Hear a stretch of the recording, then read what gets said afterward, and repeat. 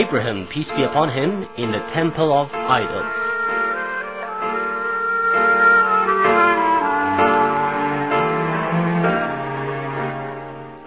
Abraham started his heavenly mission and so addressed his people, "What are these inanimate statues before which you have knelt down?"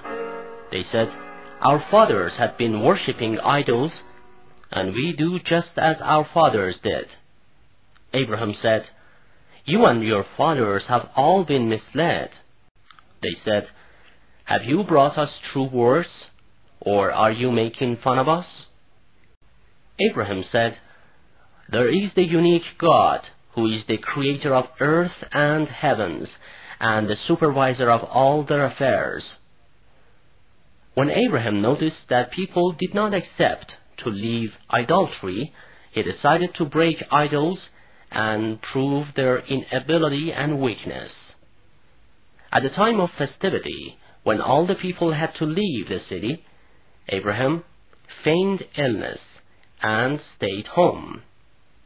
When he found the city deserted of people and the temple of idols without any guards, he easily stepped in the idol temple and walked around. Idols were decorated with different ornaments and were placed all around the idol temple. Abraham, who was determined in carrying out his mission, shattered all the idols except the big one, which had put his axe in its hand. People, having performed these ceremonies, returned to the city, but when they saw the mess in the temple, as well as the broken idols, they became so sad and angry. You could hear some saying, "We know the young man who's done this. He is the one who always insults the idols. His name is Abraham. He believes it's foolish to worship idols, and he reproaches us for doing that. We believe he has broken our idols." They sent for Abraham, brought him to the temple, and asked him, "Have you broken our idols?" Abraham answered firmly, "How do you know? Maybe the big idol has done so with the other idols. It is better to ask him and get reassured, of course, if he is able to answer your question." People said, "But idols cannot talk and answer." Abraham immediately said, "Instead of great God, you worship something which has no use or harm for you and cannot even answer you. Shame upon you and what you worship." No one could give any answer to what Abraham said, and so they all became quiet and started to think about what had happened. Accusing Abraham of breaking the idols, Namrud's followers decided to revenge Abraham and set him on fire. They believed Abraham's deed was a public offense, and so everybody should cooperate in getting revenge. Therefore, everyone started gathering some firewood. Soon after a heap of firewood was prepared, they set it on fire and made a huge fire out of it in the middle of the desert. The dancing flames of fire were so outstretched and hot that nobody could even approach it, so they used a big catapult to throw Abraham into fire to console themselves and decrease their rage.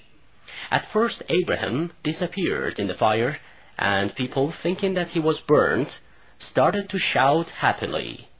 But it was through God's will that the flames of fire became cold for Abraham and did not burn him, so he reappeared unhurt. Namrud and his followers, who were watching Abraham unbelievably, realized that fire had done no harm to Abraham.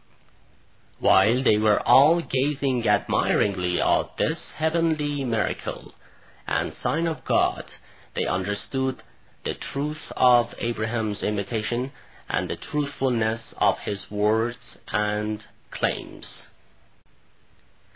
After Abraham was unbelievably saved from that huge fire, Namrud's followers, and especially he himself, became very much surprised by this divine miracle.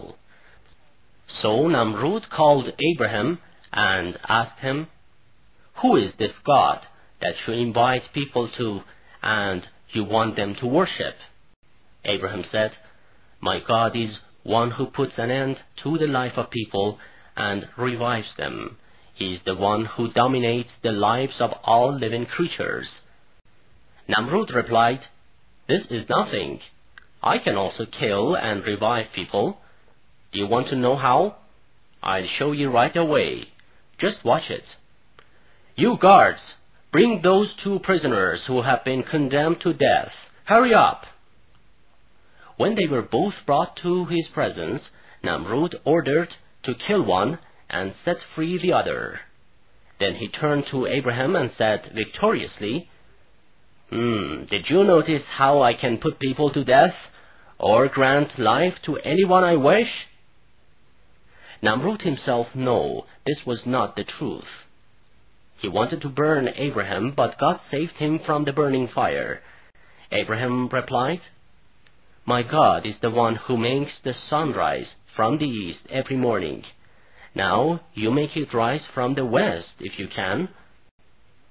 Namrud, who was denying the truth, had no other answer. He released Abraham, but sent him out of town, lest people would come to believe in his God and follow him. Thus Abraham set out for Syria.